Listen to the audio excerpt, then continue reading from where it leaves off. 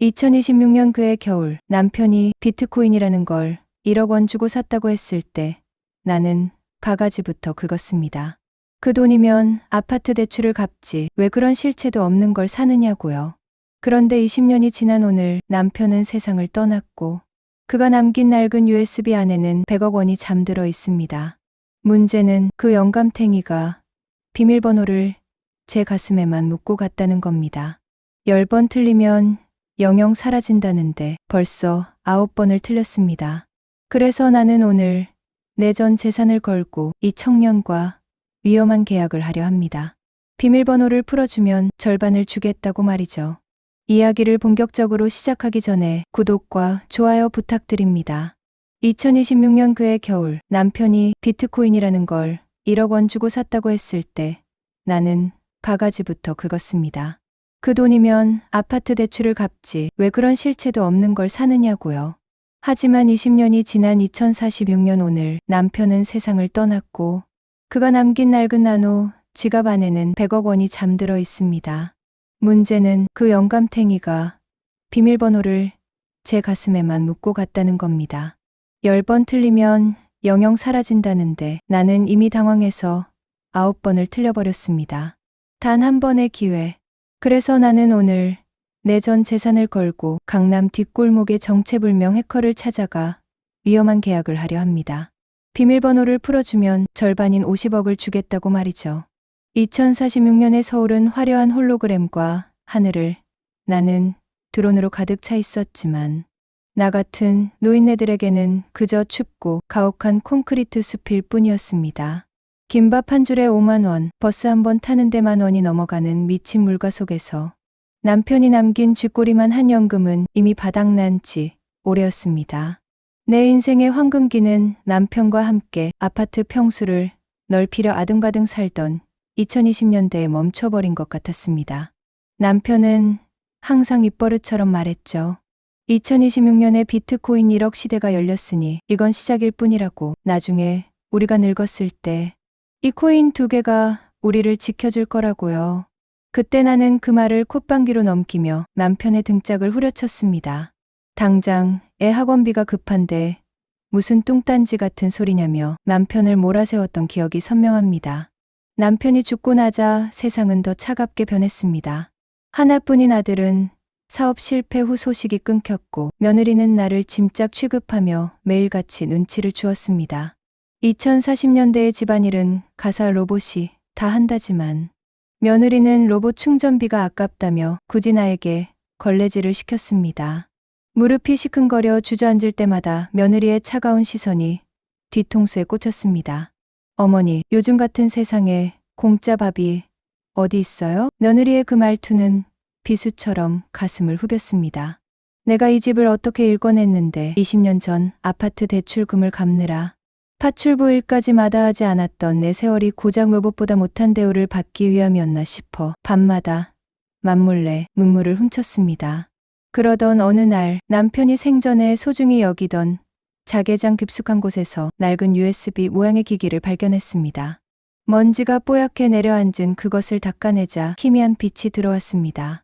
남편이 20년 전 그토록 강조했던 비트코인 나노 지갑이었습니다. 떨리는 손으로 구식 단말기에 연결의 시세를 확인한 순간 나는 심장이 멈추는 줄 알았습니다. 1BTC당 50억 원. 남편이 남긴 2개의 코인은 100억 원이라는 천문학적인 숫자로 변해 있었습니다. 이 돈이면 며느리의 구박에서 벗어나는 것은 물론 잃어버린 내 인생을 통째로 보상받을 수 있을 것 같았습니다. 아니, 이 지옥 같은 세상에서 탈출할 유일한 비상구였습니다. 하지만 운명은 가혹했습니다. 남편은 보안을 위해 지문 인식과 비밀번호, 이중 잠금을 걸어두었는데 지문은 이미 남편의 죽음과 함께 무용지물이 되어 있었습니다.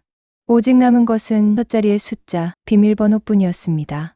남편과 나의 결혼기념일, 아들의 생일, 우리 집 첫 주소지 번호까지 기억나는 모든 숫자를 조합해 보았지만 지갑은 야속하게도 오류라는 붉은 메시지만 띄었습니다. 횟수가 거듭될수록 내 손은 경련하듯 떨렸고 식은땀이 비 오듯 쏟아졌습니다. 9번째 오류 메시지가 떴을 때 화면에는 마지막 한 번의 기회가 남았습니다. 실패 시 모든 데이터는 영구 삭제됩니다라는 문구가 떴습니다. 그 순간 뒤에서 인기척이 느껴졌습니다. 언제 왔는지 며느리가 문틈으로 나를 지켜보고 있었습니다. 평소와는 다른 기괴할 정도로 친절한 미소를 띤 채 말입니다. 어머니, 그게 뭐예요? 비트코인 지갑이죠. 저도 시세 다 알아요. 그거 100억이라면서요? 며느리의 눈빛은 굶주린 늑대처럼 번들거렸습니다. 며느리는 내 손에서 지갑을 뺏으려 들었고 나는 본능적으로 그것을 품에 안고 밖으로 뛰쳐나왔습니다. 2046년의 매서운 겨울바람이 얼굴을 때렸지만 멈출 수 없었습니다. 이 지갑을 뺏기면 내 남은 여생은 며느리의 소나기에서 산채로 말라 죽을 것이 뻔했습니다. 나는 수소문 끝에 강남 외곽에 버려진 지하 상가로 향했습니다. 그곳에는 국가의 통제를 받지 않는 불법 해커들이 모여 산다는 소문이 있었습니다. 비가 추적추적 내리는 지하 도시는 예언사인 빛이 고인물에 반사되어 기괴한 분위기를 자아냈습니다. 누군가 나를 미행하는 것 같은 서늘한 기분을 떨치며 나는 검은 후드를 깊게 눌러쓴 해커 제로를 만났습니다. 그에게 지갑을 내밀며 내 인생 마지막 도박을 제안했습니다. 이 비밀번호를 풀어주면 절반을 주겠다고 말입니다. 해커는 무표정한 얼굴로 나노 지갑을 받아들더니 기계적인 목소리로 말했습니다. 할머니, 이거 마지막 기회네요. 틀리면 그냥 고철 덩어리 되는 겁니다. 내 목숨줄이 담긴 작은 기계가 그의 차가운 기계 장치 속으로 빨려 들어갔습니다. 과연 남편은 도대체 어떤 숫자를 남겼던 걸까요? 그리고 내 등 뒤에서 서성이는 검은 그림자의 정체는 누구일까요? 해커의 지하 작업실은 기계들이 내뱉는 뜨거운 열기와 웅성거리는 기계음으로 가득 차 있었습니다. 벽면을 가득 채운 수십 개의 모니터에는 알 수 없는 코드들이 폭포처럼 쏟아졌고 그 창백한 빛이 해커 제로의 창백한 얼굴을 비추었습니다. 그는 내 손때 묻은 나노 지갑을 분해하듯 정밀 장비 위에 올려두고는 마치 박물관에서 갓 출토된 유물을 다루듯 조심스럽게 특수 케이블을 연결했습니다. 나는 마른 침을 삼키며 그의 손끝만 바라보았습니다. 내 전 재산, 아니 내 남은 목숨과도 같은 100억 원이 저 작은 기계 속에서 숨을 죽이고 있었습니다. 제로는 키보드를 두드리며 낮게 읊조렸습니다.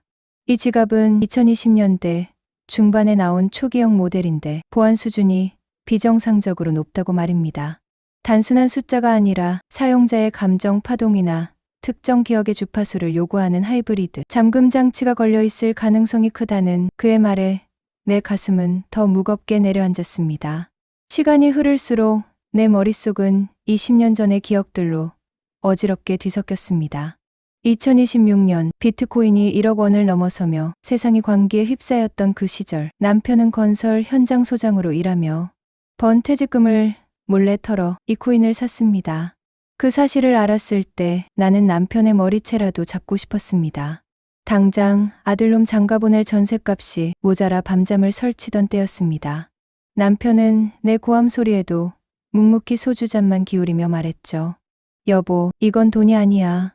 우리의 마지막 구명보트야. 미래에는 우리가 지금 상상하는 그런 돈은 종이 조각이 될 거야. 그때 나는 그가 노망이라도 난 줄 알았습니다.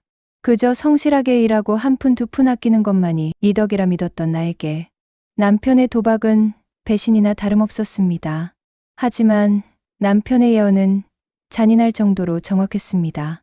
2030년대를 지나며 몰아친 초인플레이션은 우리 세대의 평생 노력을 비웃듯 모든 자산을 휴지통으로 처박았습니다. 은행에 넣어둔 예금은 커피 몇 잔 값으로 쪼그라들었고 자부심이었던 아파트 한 채는 감당할 수 없는 보유세와 수리비 때문에 오히려 짐이 되었습니다. 남편은 무너져가는 경제 상황 속에서도 끝까지 그 USB 지갑만은 손에서 놓지 않았습니다. 병상에 누워 마지막 숨을 몰아쉬면서도 그는 내 손을 꼭 잡고 무언가 말하려 애썼습니다. 그의 눈동자에는 미안함과 간절함이 교차하고 있었지만 끝내 비밀번호를 말하지 못한 채 눈을 감았습니다. 그가 떠난 뒤 나는 그 원망스러운 지갑을 자개장 구석에 던져두고 잊고 살았습니다. 아니, 잊으려 노력했습니다. 그 지갑을 열지 못하는 한 나는 남편의 무모한 도박 때문에 평생 고생만 한 불쌍한 노파에 불과했으니까요. 해커 제로의 모니터에 갑자기 경고등이 들어오며 날카로운 비품이 울렸습니다. 제로의 미간이 찌푸려졌고 내 심장은 발치까지 떨어지는 기분이었습니다. 할머니, 이거 보세요. 단순한 6자리 숫자가 아니에요. 특정 시간대의 위치 정보와 결합된 다중 보안입니다. 제로의 설명에 따르면 이 지갑을 열려면 비밀번호를 입력하는 순간 그 장소와 시간이 남편의 기억 데이터와 일치해야 한다는 것이었습니다. 남편은 내가 이 돈을 쉽게 쓰길 원치 않았던 걸까요? 아니면 며느리 같은 하이에나들로부터 나를 지키기 위해 이런 철저한 장치를 해둔 걸까요? 그때 지하 작업실 입구에서 거친 소음이 들려왔습니다. 무거운 철문이 삐걱거리며 열리고 어둠 속에서 누군가의 구두 소리가 또각또각 울려 퍼졌습니다. 나는 소스라치게 놀라며 구석으로 몸을 숨겼습니다. 설마 며느리가 여기까지 쫓아온 걸까? 아니면 내 지갑의 냄새를 맡은 다른 하이에나들일까? 제로는 침착하게 모니터를 끄고 허리춤에 숨겨둔 전기 충격기를 만졌습니다. 내 손에 든 낡은 스마트 밴드가 미친 듯이 진동하며 이염 신호를 보내기 시작했습니다. 2046년의 도시는 비밀이 없는 곳이었습니다. 모든 노인의 생체 정보와 위치가 실시간으로 기록되는 세상에서 나는 이미 거대한 그물망에 걸려든 물고기였습니다. 어둠 속에서 나타난 그림자는 뜻밖에도 며느리가 아니었습니다. 휠체어를 탄 낯선 노인이었습니다. 하지만 그 노인의 곁을 지키고 서 있는 건 다름 아닌 내 아들이었습니다. 10년 전 사업에 실패하고 연락이 끊겼던 내 아들이 왜 이 어두운 해커의 소굴에 나타난 것일까요? 아들의 눈은 예전의 그 선량한 눈이 아니었습니다. 무언가에 홀린 듯 광기가 서려 있었고 그의 시선은 오직 제로의 책상 위에 놓인 나노 지갑에 고정되어 있었습니다. 어머니, 이제 그만 고집 피우고 내놓으세요. 그 돈이면 우리 가문이 다시 일어설 수 있어요. 아들의 목소리는 차가운 기계음보다 더 무겁게 내 가슴을 짓눌렀습니다. 나는 지갑을 움켜쥐고 뒤로 물러섰습니다. 내 남편이 목숨과 바꿔 지켜낸 100억 원. 그것은 이제 단순한 돈이 아니라 인간의 탐욕이 어디까지 추악해질 수 있는지를 보여주는 잔인한 시험대가 되어 있었습니다. 제로는 아들과 노인을 막아서며 차갑게 경고했습니다. 여기는 내 구역이야. 허락 없이 들어온 데가는 비쌀 텐데. 하지만 아들과 함께 온 휠체어 위의 노인이 입을 열자 지하 작업실의 공기는 순식간에 얼어붙었습니다. 할머니, 남편분이 비트코인을 살 때 누구와 상담했는지 아십니까? 그 노인의 목소리는 갈라진 논바닥처럼 거칠었지만 기묘한 힘이 있었습니다. 그는 남편의 과거 동료이자 10년 전 그 비트코인 지갑의 설계를 도왔던 엔지니어라고 자신을 소개했습니다. 그는 내 남편이 설정한 마지막 비밀번호의 힌트를 알고 있다고 말하며 비릿한 미소를 지었습니다. 하지만 그 대가로 그는 내가 상상조차 할 수 없는 끔찍한 제안을 던졌습니다. 그 제안을 듣는 순간 나는 왜 남편이 그토록 철저하게 비밀번호를 숨겼어야 했는지, 그리고 이 100억 원이 사실은 축복이 아닌 저주일지도 모른다는 불길한 예감에 온몸을 떨기 시작했습니다. 2046년의 미래 도시에서 100억이라는 숫자는 단순한 부의 상징이 아니라 생존과 직결된 산소통과도 같았습니다. 휠체어에 앉은 노인의 눈빛은 마치 썩은 고기를 노리는 대머리 독수리처럼 번들거렸고 그 옆에 선 아들의 비굴한 표정은 내 가슴을 갈기갈기 찢어놓았습니다. 노인이 던진 제안은 잔인했습니다. 이 지갑의 마지막 보안을 뚫기 위해서는 단순한 숫자가 아니라 남편의 뇌파 조각이 저장된 기억 동기화 과정이 필요하다는 것이었습니다. 하지만 그 과정은 일방향이 아니었습니다. 지갑과 연결된 사람의 기억 일부를 영구적으로 삭제하거나 뇌세포에 치명적인 손상을 입힐 수 있는 위험천만한 도박이었습니다. 노인은 비릿한 웃음을 지으며 말했습니다. 할머니, 어차피 그 나이에 기억 좀 사라지면 어떻습니까? 100억이면 남은 인생을 최고급 요양원에서 여왕처럼 보낼 수 있는데 말이죠. 그 순간 내 머릿속에는 2032년의 그 끔찍했던 여름이 떠올랐습니다. 전 세계적인 대공황과 초인플레이션이 몰아치던 그해 우리 집은 말 그대로 풍비박산이 났습니다. 아들은 당시 유행하던 가상화폐 사기에 휘말려 우리 부부의 전 재산이었던 아파트 담보, 대출금까지 날려버렸습니다. 남편은 그때 처음으로 쓰러졌습니다. 병원비조차 없어 전전긍긍하던 내 앞에서 아들은 사죄는커녕 남편의 자개장을 뒤졌습니다. 아버지가 숨겨둔 비트코인 지갑이 어디 있느냐며 발광을 하던 아들의 모습은 이미 내가 알던 내 자식이 아니었습니다. 남편은 의식을 잃어가는 와중에도 내 손을 잡으며 그 지갑의 위치를 입모양으로만 알려주었습니다. 절대로 저 녀석에게는 주지 말라는 단호한 눈빛과 함께 말입니다. 그 후로 10년 넘게 아들은 연락을 끊었습니다. 죽었는지 살았는지도 모른 채 나는 파출부와 식당 일을 전전하며 남편의 병원비를 대고 며느리의 구박을 견뎌왔습니다. 그런데 이제 와서 저 노인과 손을 잡고 나타나 내 기억을 담보로 돈을 요구하다니요. 아들은 내 눈을 피하며 중얼거렸습니다. 엄마, 나 지금 사채업자들에게 쫓기고 있어요. 이거 못 풀면 나 정말 죽어요. 한 번만, 딱 한 번만 도와주세요. 아들의 목소리에는 절박함보다 탐욕이 더 짙게 배어 있었습니다. 2046년의 기술은 인간의 효심조차 데이터로 치환해버린 것인지 아들의 눈에는 오직 지갑에서 쏟아져 나올 디지털 황금의 빛만 가득했습니다. 제로는 이 광경을 지켜보며 내 눈치를 살폈습니다. 할머니, 결정하세요. 저 노인이 말하는 장치는 뉴럴링크 초기 모델인데 잘못하면 치매 증상이 바로 올 수도 있습니다. 제로의 경고에도 노인은 아랑곳하지 않고 기계를 내밀었습니다. 그 기계는 마치 거대한 거미처럼 생겼고 기괴한 금속 다리들이 꿈틀거리고 있었습니다. 나는 품에 안은 나노 지갑을 더욱 꽉 쥐었습니다. 이 지갑 속에는 남편이 나를 위해 그리고 이 망가진 가정을 위해 마지막으로 남겨둔 사랑이 들어있을 거라 믿고 싶었습니다. 하지만 만약 이 지갑을 열기 위해 내 기억을 팔아야 한다면, 내가 남편과 보냈던 소중한 시간들을 잃어버려야 한다면 그 100억이 무슨 소용이 있을까 하는 의문이 나를 괴롭혔습니다. 지하 작업실의 공기는 갈수록 무거워졌습니다. 벽 너머에서는 며느리가 고용한 사설, 탐정들이 문을 부수려는 듯 쾅쾅거리는 소리가 들려왔습니다. 사방이 적이었습니다. 며느리는 밖에서, 아들은 안에서 나를 옥죄고 있었습니다.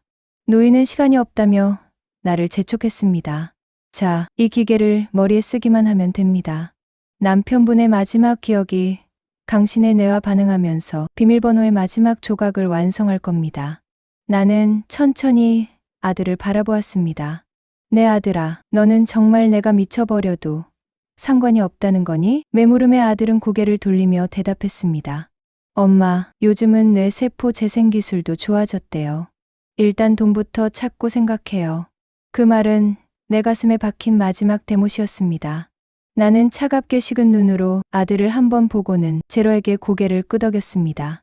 제로는 한숨을 내쉬며 노인의 기계를 내 머리에 장착하기 시작했습니다. 차가운 금속 촉수가 내 관자놀이를 파고드는 느낌이 전해졌고 눈앞이 번쩍이며 과거의 환영들이 파노라마처럼 스쳐 지나갔습니다.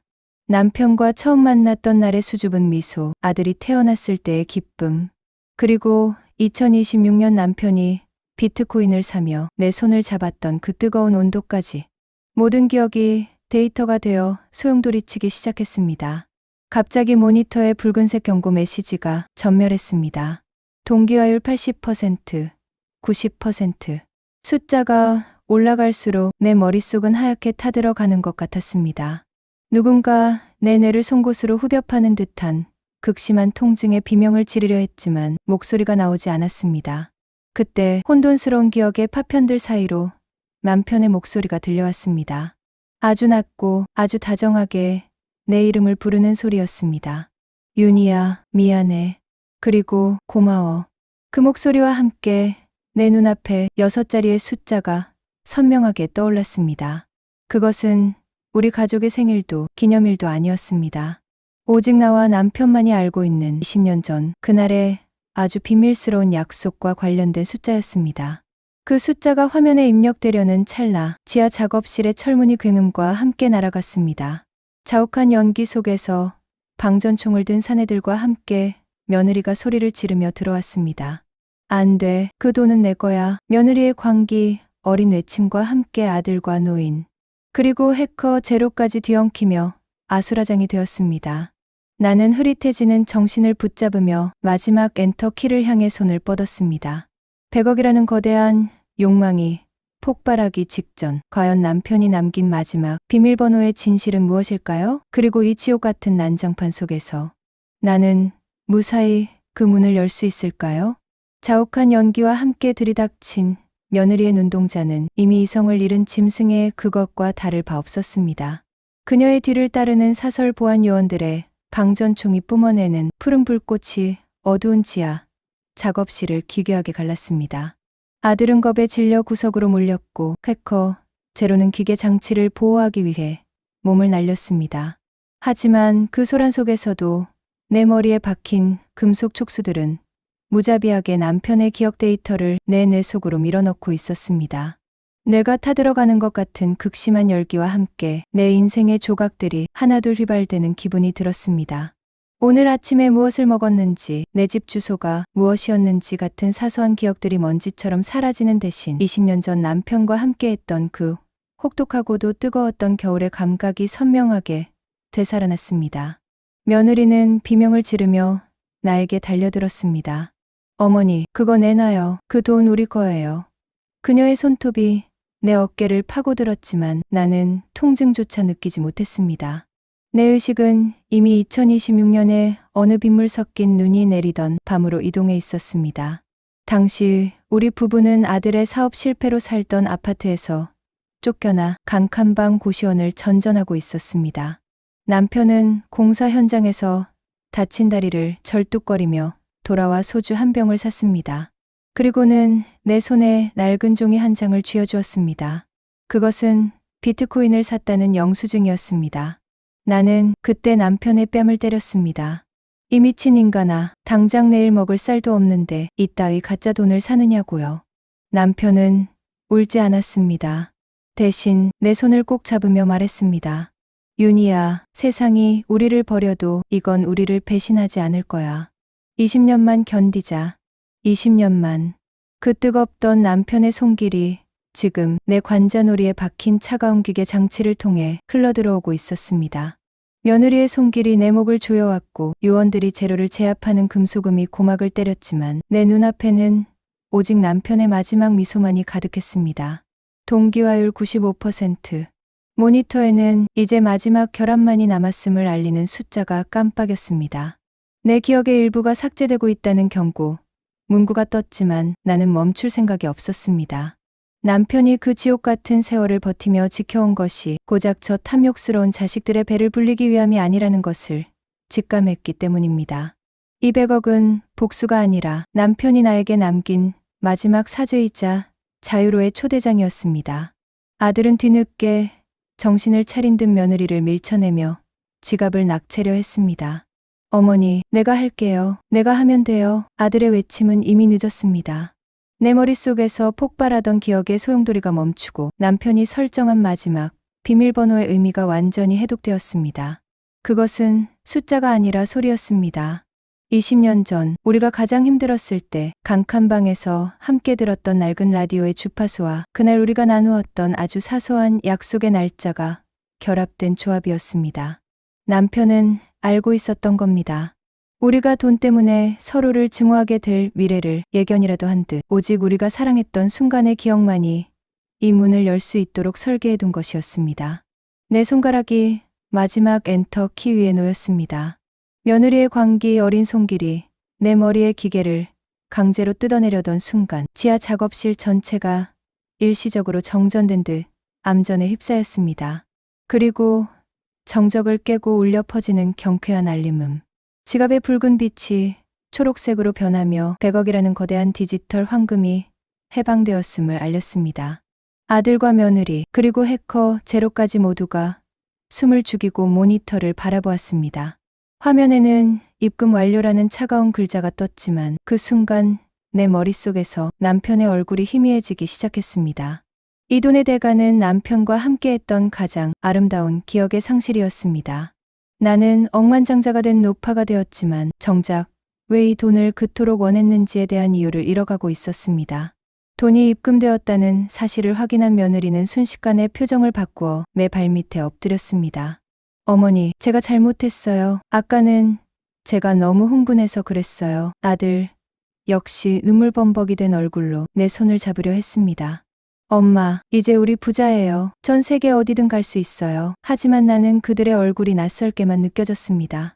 방금 전까지 내 목을 조르던 여자가 내 며느리였는지, 내 돈을 뺏으려던 남자가 내 아들이었는지조차 불확실해졌습니다. 기억 동기화의 부작용이 시작된 것이었습니다. 나는 100억이 든 디지털 지갑을 품에 안고 비틀거리며 일어났습니다. 연기 자욱한 지하실을 빠져나가는 내 등 뒤로 며느리와 아들이 서로 더 많은 지분을 챙기기 위해 다시 몸싸움을 시작하는 소리가 들려왔습니다. 지상으로 올라오자 2046년의 차가운 눈이 내리고 있었습니다. 화려한 네온사인과 홀로그램 사이로 사람들은 여전히 바쁘게 움직였고 내 통장에는 평생 써도 다 못할 돈이 찍혀 있었습니다. 하지만 나는 길을 잃었습니다. 내가 누구인지, 내 남편의 이름이 무엇이었는지, 그리고 내가 왜 이 차가운 거리에서 울고 있는지 기억나지 않았습니다. 단지 품 안의 작은 지갑만이 남편의 체온처럼 희미한 온기를 내뿜고 있을 뿐이었습니다. 그때 내 스마트 밴드에서 알림이 울렸습니다. 사전에 예약된 메시지였습니다. 20년 전 남편이 내 생일에 맞춰 발송 예약해둔 짧은 영상이었습니다. 나는 떨리는 손으로 홀로그램 버튼을 눌렀습니다.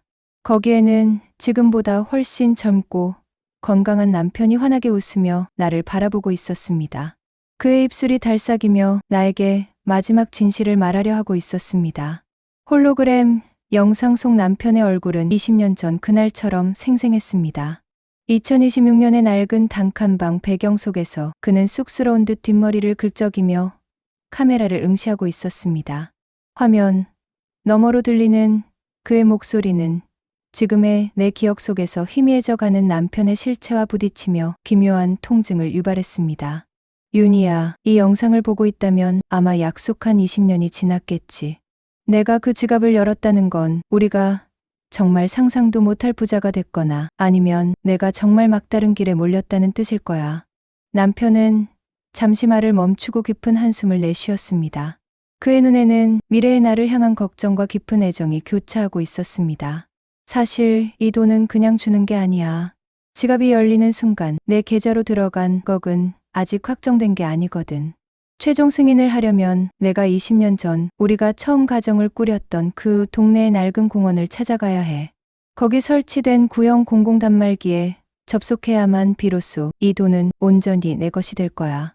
남편의 목소리가 끝남과 동시에 영상은 지직거리며 사라졌습니다. 내 머릿속은 하얗게 비워져 가는데 가슴 속에는 알 수 없는 서늘함이 차올랐습니다.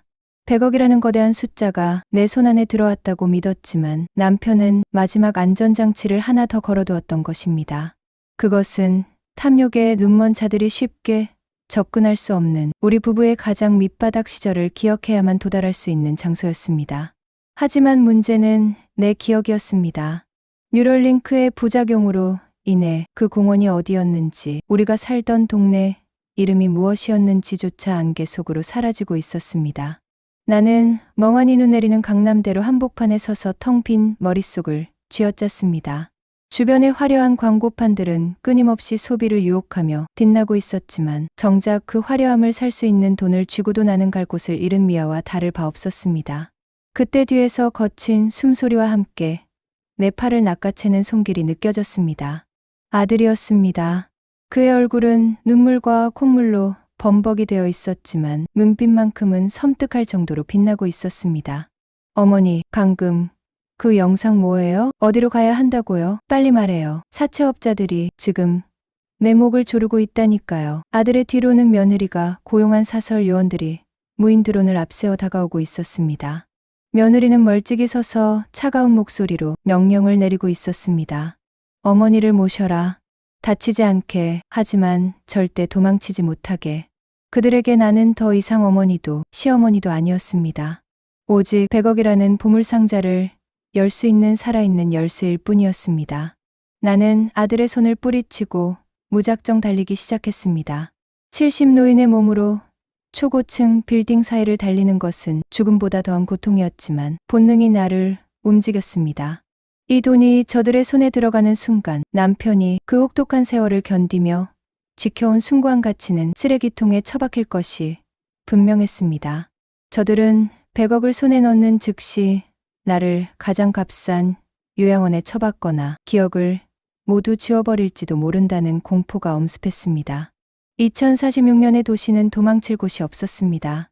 하늘 위의 감시 드론들이 내 생체 신호를 추적하며 붉은 광선을 쏘아댔고 길거리의 시민들은 무관심한 눈빛으로 이 기괴한 추격전을 바라볼 뿐이었습니다. 골목을 꺾어 들어가자 해커 제로가 오토바이를 세운 채 나를 기다리고 있었습니다. 할머니, 타요. 저 사람들한테 잡히면 정말 끝장입니다. 제로는 내 결단력을 확인하기도 전에 나를 뒷좌석에 태우고 도심을 질주하기 시작했습니다. 뒤에서 아들의 절규와 며느리의 고함 소리가 멀어져 갔지만 추격은 멈추지 않았습니다. 사설 요원들의 비행 바이크들이 공중에서 우리를 압박해왔습니다. 제로는 화려한 네온사인 사이를 아슬아슬하게 통과하며 소리쳤습니다. 그 장소가 어디입니까?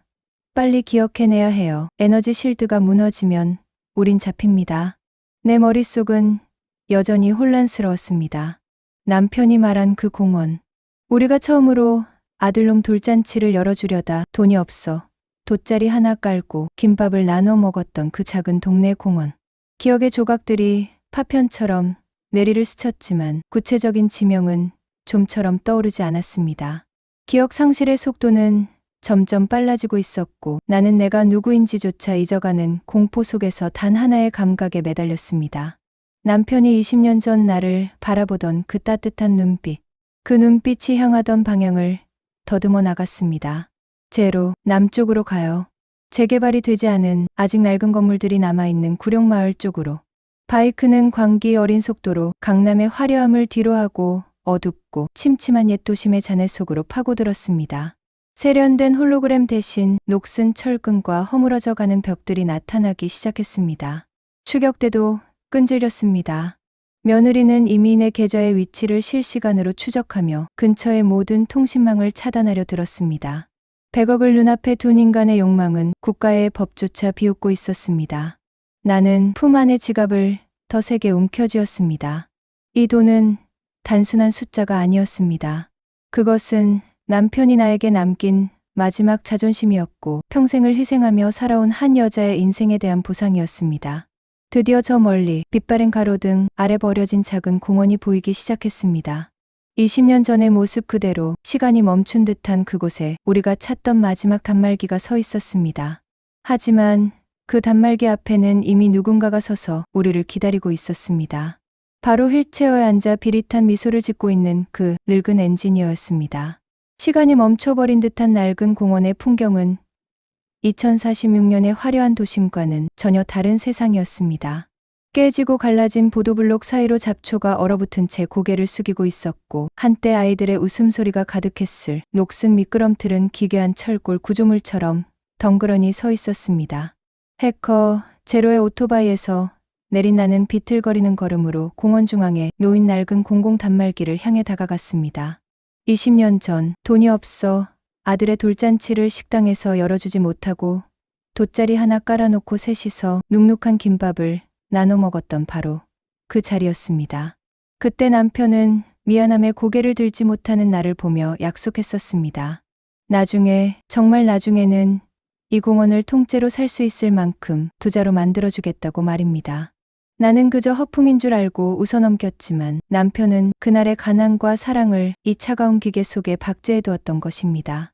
단말기 앞에 휠체어를 타고 앉아있던 노인은 나를 보며 기괴한 웃음을 흘렸습니다. 그는 남편의 과거를 아는 유일한 생존자이자 이 거대한 부의 설계에 관여한 탐욕의 화신이었습니다. 할머니, 결국 오셨군요. 남편분이 참 대단해요. 이 낡은 기계에 양자 보안을 걸어둘 줄이야. 노인의 손가락은 이미 단말기에 키보드 위를 기어다니고 있었습니다. 하지만 단말기 화면에는 생체 주파수 불일치라는 차가운 경고등만 깜빡이고 있었습니다. 설계자인 그조차도 남편이 심어둔 마지막 감정의 자물쇠는 풀지 못했던 것입니다. 그는 나를 향해 주름진 손을 내밀며 협박 섞인 제안을 던졌습니다. 지갑을 이 단말기에 연결하세요. 그리고 당신의 뇌에 남아있는 마지막 조각을 내보내세요. 내가 수수료로 절반만 챙기고 당신의 기억을 복구할 수 있는 불법칩을 구해주겠습니다. 그때 공원 입구로 며느리의 사설 요원들과 아들이 들이닥쳤습니다. 추격 드론들이 공중을 선회하며 서치라이트를 비추자 버려진 공원은 마치 범죄 현장처럼 붉고 푸른 빛으로 뒤덮였습니다. 며느리는 요원들에게 소리쳤습니다. 저 노인네들 다 치워버리고 지갑부터 확보해. 아들은 휠체어 노인을 밀쳐내며 단말기를 장악하려 들었습니다. 엄마, 저 노인 말 믿지 마세요. 내가 할게요. 내가. 아들의 손이 내 품 안에 지갑을 낙채려 할 때 나는 평생 느껴본 적 없는 강력한 거부감을 느끼며 아들의 뺨을 후려쳤습니다. 2046년의 기술로도 고칠 수 없는 인간의 탐욕이 내 아들의 얼굴을 악마처럼 일그러뜨리고 있었습니다. 나는 떨리는 손으로 나노 지갑을 낡은 단말기 포트에 꽂았습니다. 지직거리는 소음과 함께 화면에는 마지막 인증 당신이 가장 소중히 여기는 것을 입력하십시오라는 문구가 떴습니다.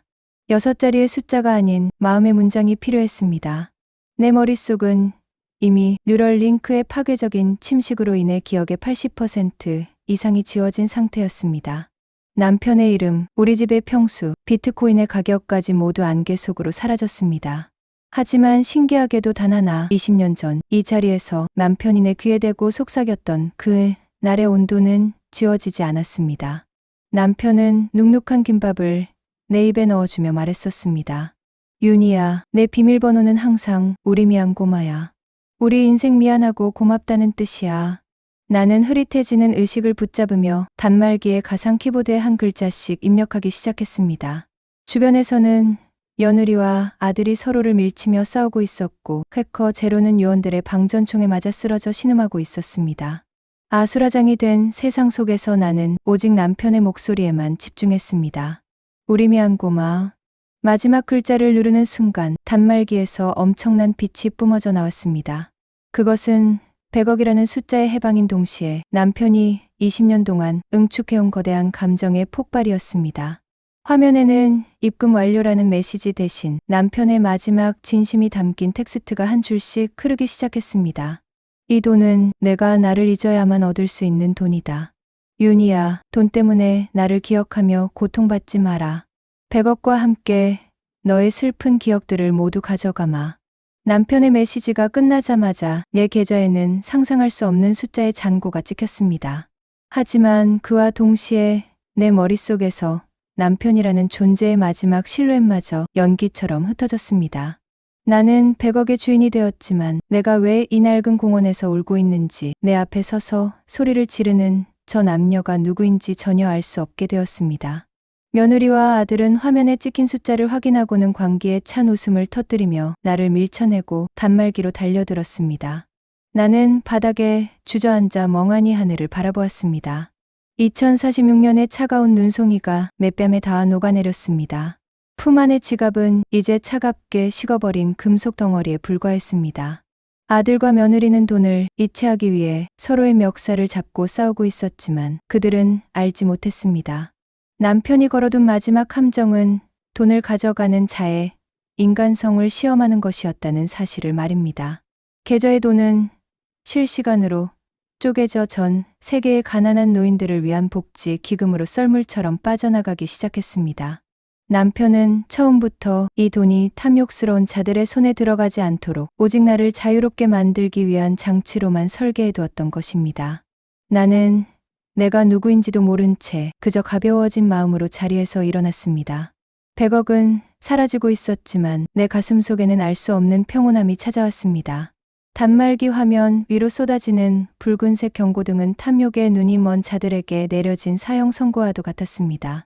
아들은 실시간으로 줄어드는 계좌 잔고를 보며 미친 사람처럼 단말기 화면을 손톱으로 긁어댔습니다. 안 돼. 이게 어떻게 모은 돈인데. 엄마, 빨리 중단시켜요. 빨리. 아들의 비명은 차가운 겨울 공기를 찢었지만 이미 시작된 디지털의 심판은 멈출 줄을 몰랐습니다. 남편이 설계해둔 양심 프로토콜은 무서울이만치 정확했습니다. 마지막 인증 단계에서 사용자의 뇌파가 평온이나 사랑이 아닌 강박과 공포, 그리고 주변인들의 적대적 탐욕을 감지하는 순간 100억이라는 거대한 부는 소유주가 아닌 사회적 약자들을 위한 공공기금으로 강제 분산되도록 프로그래밍 되어 있었던 것입니다. 며느리는 요원들의 방전총을 뺏어 들기라도 할 기세로 단말기를 향해 달려들었지만 이미 기계는 거대한 열기를 내뿜으며 과부하 상태에 빠져 있었습니다. 화면에는 0.1초 단위로 숫자가 깎여나가는 광경이 펼쳐졌습니다. 90억, 70억, 40억. 숫자가 줄어들 때마다 며느리의 얼굴은 핏기가 가시며 시푸르게 변해갔습니다. 그녀는 내 멱살을 잡고 흔들며 독서를 퍼부었습니다. 이 노망난 노인네가 무슨 짓을 한 거야. 내 인생 보상해내. 당신 때문에 내 인생이 망가졌어. 하지만 나는 그녀의 말이 전혀 들리지 않았습니다. 내 머릿속에서 그녀는 그저 길거리에서 마주친 예의 없는 낯선 여자일 뿐이었습니다. 뉴럴링크가 앗아간 기억의 빈자리는 역설적이게도 그간 나를 짓눌러온 모든 원망과 증오로부터 나를 해방해 주었습니다. 아들은 바닥에 주저앉아 피눈물을 흘리며 자신의 머리카락을 쥐어뜯었습니다. 그가 사채업자들에게 진 빚, 그가 다시 성공하겠다며 호언장담했던 그 모든 허황된 꿈이 저 줄어드는 숫자와 함께 공중분해되고 있었습니다. 2046년의 자본주의 사회에서 돈이 없는 인간은 존재 가치를 잃는다는 것을 그는 누구보다 잘 알고 있었습니다. 아들은 나를 바라보며 마지막으로 애원했습니다. 엄마, 제발. 나 좀 살려줘요. 내가 잘못했어요. 하지만 나는 그를 보며 그저 고개를 갸웃거릴 뿐이었습니다. 미안하지만 청년이 누구인지 기억이 안 나요. 내 무심한 대답은 아들에게 그 어떤 물리적인 타격보다 더 잔인한 사형 선고가 되어 꽂혔습니다. 휠체어에 앉은 늙은 엔지니어는 허탈한 웃음을 터뜨리며 고개를 떨구었습니다. 평생을 디지털 보안과 암호에 매달려온 그조차도 인간의 가장 밑바닥 감정을 자물쇠로 사용한 내 남편의 천재적인 발상 앞에서는 패배를 인정할 수밖에 없었습니다. 그는 떨리는 목소리로 중얼거렸습니다. 돈이 아니라 마음을 지켰군. 지독한 인간이야. 노인은 더 이상 나를 쳐다보지 않았습니다. 100억이라는 신기루가 사라진 자리에 남은 것은 각자의 추악한 본성이 적나라하게 드러난 비참한 현실뿐이었습니다. 요원들도 돈이 되지 않는 일에 더 이상 에너지를 낭비하고 싶지 않은 듯 너느리의 명령을 무시한 채 하나둘 자리를 뜨기 시작했습니다. 마침내 단말기 화면의 숫자가 0을 가리키며 멈췄습니다. 100억이라는 거대했던 숫자는 이제 전 세계 수만 명의 빈곤층 노인들의 스마트 밴드로 푼돈이 되어 흩어져 갔습니다. 2046년의 초고물가 시대에 그들에게 전해진 소액의 지원금은 누군가에게는 오늘 밤의 따뜻한 한 끼가, 누군가에게는 생명을 연장할 약값이 될 것입니다. 남편은 알고 있었던 것입니다. 내 손에 100억이 남았다면 나는 죽을 때까지 저 하이에나 같은 자식들에게 뜯기며 비참하게 살았을 것이라는 사실을 말입니다. 남편은 나에게 돈 대신 망각과 자유하는 가장 큰 선물을 남기고 떠난 것이었습니다. 나는 바닥에 버려진 낡은 목도리를 주워 목에 둘렀습니다. 아들과 며느리는 이제 서로를 향해 삿대질하며 누구 때문에 이 사달이 났는지 악을 쓰며 싸우기 시작했습니다. 그들의 목소리는 이제 멀리서 들려오는 소음처럼 아득하게 느껴졌습니다. 해커 제로는 구석에서 간신히 몸을 일으키며 나를 향해 경의가 담긴 눈빛을 보냈습니다. 할머니, 이제 어디로 가실 건가요? 제로의 물음에 나는 공원 너머로 떠오르는 새벽빛을 바라보았습니다. 글쎄요, 어디든 갈 수 있을 것 같아요. 발걸음이 가벼웠습니다. 평생을 나를 짓눌러던 아내라는 이름, 어머니라는 이름, 그리고 가난이라는 이름의 굴레가 기억과 함께 사라졌습니다. 나는 낡은 공원을 뒤로하고 천천히 걸음을 옮겼습니다. 등 뒤에서 들려오는 아들의 절규와 너느리의 통곡 소리는 더 이상 내 심장을 찌르지 못했습니다. 내 주머니에는 남편이 비상금으로 넣어두었던 국원, 화폐 몇 장과 작은 종이 쪽지 하나가 들어있었습니다. 쪽지에는 남편의 필체로 이렇게 적혀 있었습니다. 윤희야, 이제 아무것도 걱정하지 말고 너로 살아라. 사랑한다. 나는 그 글자들을 손가락으로 가만히 훑어보았습니다. 사랑이라는 단어의 의미는 기억나지 않았지만 가슴 한구석이 몽글하게 피어오르는 온기만큼은 느낄 수 있었습니다. 2046년의 차가운 도시는 여전히 그곳에 있었지만 그 도시를 걷는 나는 이제 더 이상 남편의 유산을 쫓던 그 가련한 노파가 아니었습니다. 나는 그저 내리는 눈을 맞으며 웃을 수 있는 자유로운 한 사람이었습니다. 2046년의 차가운 새벽 공기는 코끝을 찡하게 만들었지만 내 마음은 이상할 정도로 고요했습니다.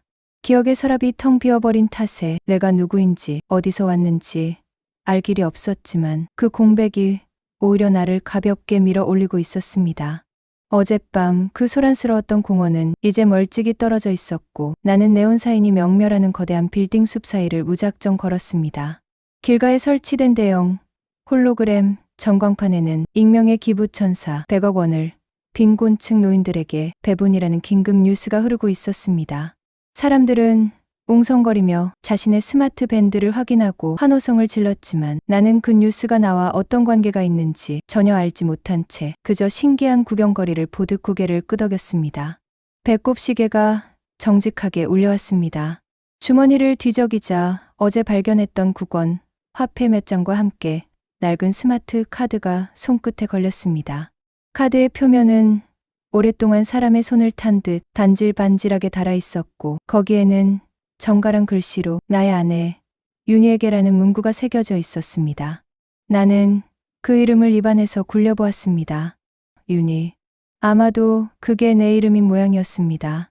나는 카드를 들고 근처의 무인 식당으로 들어갔습니다. 주문기계에 카드를 갖다 대자 잔액 확인 불가, 전용 주거지로 이동하시겠습니까? 기묘한 메시지가 떴습니다. 배고픔을 잊게 할 만큼 강렬한 호기심이 일었습니다. 나는 화면에 뜬 네 버튼을 눌렀고 잠시 후 식당 앞에는 노란색 자율주행 택시 한 대가 미끄러지듯 멈춰섰습니다. 택시는 나를 태우고 화려한 강남을 벗어나 서쪽으로 한참을 달렸습니다. 창밖으로 스치는 풍경은 점점 낮고 따스한 건물들로 바뀌어 갔습니다. 도착한 곳은 도시 외곽의 작은 실버 타운이었습니다. 최첨단 기술로 지어진 거창한 시설은 아니었지만 담벼락마다 능소와 덩굴이 인공광합성 램프 아래서 초록빛을 뽐내고 있는 아늑한 곳이었습니다. 입구에 카드를 대자 육중한 철문이 부드럽게 열렸고 정원의 벤치에 앉아있던 노인들이 나를 향해 손을 흔들었습니다. 마치 오랫동안 나를 기다려온 사람들처럼 말입니다. 그곳의 관리인이라는 중년 여성이 가까와 내 손을 따뜻하게 잡았습니다. 어서 오세요, 윤희 어머님. 남편분이 10년 전에 이미 모든 계약을 마쳐두셨어요. 어머님의 기억이 지워지는 날 이곳으로 오시게 될 거라고요. 그녀의 설명에 따르면 남편은 비트코인을 샀던 2026년에 이미 자신의 계획이 실패할 경우를 대비해 이 작은 안식처를 마련해 두었던 것입니다. 100억이라는 거대한 돈은 세상을 향한 기부로 흩어졌지만 오직 나 한 사람을 위한 작은 방과 평생의 생활비는 이 낡은 카드 속에 아주 비밀스럽게 감춰져 있었습니다. 남편은 내가 억만장자가 되어 자식들의 타깃이 되는 대신 이름 없는 노인으로 이곳에서 평화롭게 늙어가길 원했던 것입니다. 관리인이 안내해 준 방으로 들어서자 익숙한 냄새가 코를 찔렀습니다. 기억나지 않는 과거의 냄새, 하지만 몸이 먼저 반응하는 편안한 향기였습니다. 방 한쪽 벽면에는 남편과 내가 젊은 시절 찍었던 사진들이 홀로그램이 아닌 종이 액자에 담겨 조용히 걸려 있었습니다. 사진 속의 남편은 나를 보며 환하게 웃고 있었고 나는 그 옆에서 수줍게 미소 짓고 있었습니다. 비록 내 머릿속에서 그와의 추억은 사라졌을지언정 내 세포 하나하나가 그 미소를 기억하며 떨리고 있었습니다. 남편은 알고 있었던 겁니다. 돈은 사람을 변하게 하지만 남겨진 사랑의 흔적은 영혼을 치유한다는 사실을요. 나는 창가에 앉아 멀리 보이는 도시의 야경을 바라보았습니다. 아들과 며느리는 아마 지금쯤 사라진 100억을 찾기 위해 서로를 증오하며 지옥 같은 밤을 보내고 있을 것입니다. 그들이 그토록 갈구하던 욕망의 끝은 공허한 영이었지만 모든 것을 버리고 이곳에 도착한 나에게 남은 것은 작지만 확실한 행복이었습니다. 남편이 숨겨둔 마지막 간전은 100억이라는 거창한 유산이 아니라 누구에게도 방해받지 않고 온전히 나 자신으로 살 수 있는 평범한 내일이었습니다. 나는 책상 위에 놓인 따뜻한 차 한 잔을 마시며 내 이름이 적힌 카드를 가슴에 꼭 품었습니다. 그때 방 안에 설치된 소형 스피커에서 부드러운 음악이 흘러나왔습니다. 20년 전 우리가 좋아했던, 하지만 지금은 제목조차 생각나지 않는 오래된 발라드 곡이었습니다. 음악 소리에 맞춰 내 몸이 가볍게 흔들렸습니다. 기억은 사라졌어도 감정은 퇴화하지 않는다는 것을 나는 그제야 깨달았습니다. 나는 이제 부자도 가난한 노파도 아니었습니다. 그저 사랑받았던 기억의 잔향 속에서 새로운 삶을 시작하는 한 여자일 뿐이었습니다. 창밖으로 눈이 그치고 맑은 달이 떠올랐습니다. 2046년의 긴 밤이 지나고 내 인생에 진짜 아침이 밝아오고 있었습니다. 실버타운의 아침은 도시의 소음 대신 나무짚을 스치는 바람 소리와 이름 모를 새들의 지저귀는 소리로 시작되었습니다. 2046년의 최첨단 도시가 주는 차가운 금속성 안온함과는 전혀 다른 땅의 온기가 느껴지는 평온함이었습니다. 나는 이제 내가 왜 이곳에 있는지, 어제까지 어떤 지옥 같은 추격전을 벌였는지 더 이상 기억하지 못합니다.